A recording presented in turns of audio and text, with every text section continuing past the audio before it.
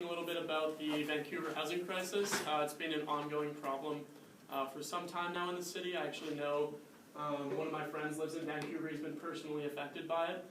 He lives in a micro suite apartment, which is kind of being passed off as this trendy new way to live. But I think it's just like a glorified jail cell. And it's also a huge problem for the rest of the residents for Vancouver, as well as the government, and things are being done to combat it. I'm just going to kind of outline that in my presentation. So we're going to start off by playing this game called Crack Shack or Mansion, which is like a pretty funny way to look at a really serious issue. So you're going to be shown... Oh, you just have to hit escape on your PowerPoint. Oops. It's up on my computer. Yeah, you just have to close down your PowerPoint. Oh, okay. It doesn't want to...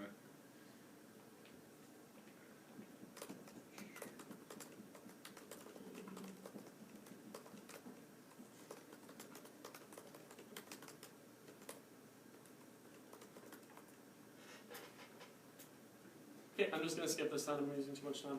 So essentially it just shows you a series of pictures and you have to guess whether or not it's a crack shack that's been raided by the Vancouver Police Department, or it's a mansion which is listed at over like $2 million for like a little ramshackle little ghetto house. So you might be asking yourself, you might be asking yourself, why is this happening? Why are these like ghetto houses listed at so high above their real value? The main reason is artificial inflation due to foreign investment. Most of this investment is coming from overseas, from Chinese multimillionaires and billionaires. This all started back in 2014 when the former conservative government actually gave out 10-year visas to foreign nationals that allowed them to travel freely within the country and stay for a period of up to 6 months at a time. As soon as these visas were made available, it created this kind of like firestorm of people buying up luxury real estate in Vancouver as a way to hold their wealth in hard assets. And they would actually send, like these like really rich families from China would send their kids overseas as international students and then use them as proxies to buy luxury real estate with little to no risk of depreciating value to hold their cash. A good example of proxies being used is this house. It's on Belmont Avenue, which is actually the same street of the founder of Lululemon. This house sold for a record-breaking $33.5 million, and on the property forms, it actually says that the person who owns the house is a student that attends UBC. Wow. So, I don't know about you guys, but I don't have $33 million kicking around, like I wish, but no. So yeah, it's a pretty crazy problem. And it's really widening the gap in between poor and rich, which is already a problem in Vancouver. As you guys know, with like East Hastings and all that stuff going on, it's making it really hard for people to get affordable housing.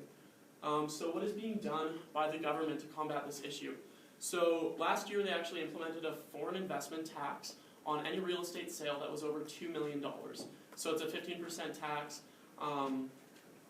Yeah, and this is obviously to combat the more like higher end luxury homes that are being bought up. So it's kind of like just to dissuade people from doing that.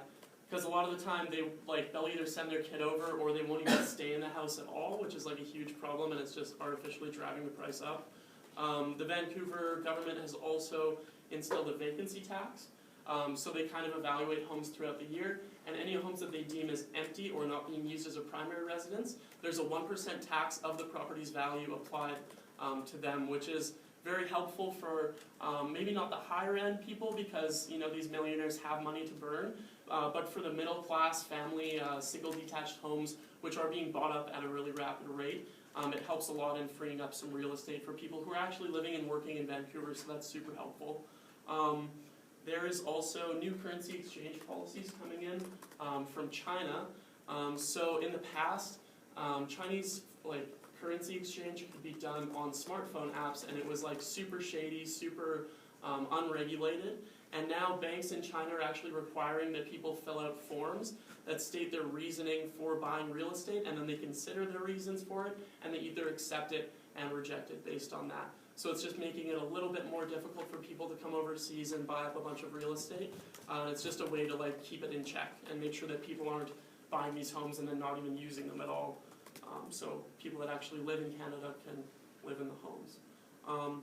Yeah, so this is obviously an ongoing issue, and it's really a story that I really enjoy following. So I would suggest that if you guys see articles about this issue, that you follow it as well, because I think it's super interesting, and it's really important issue for any of you that want to live in Vancouver one day. So yeah, that's all I got.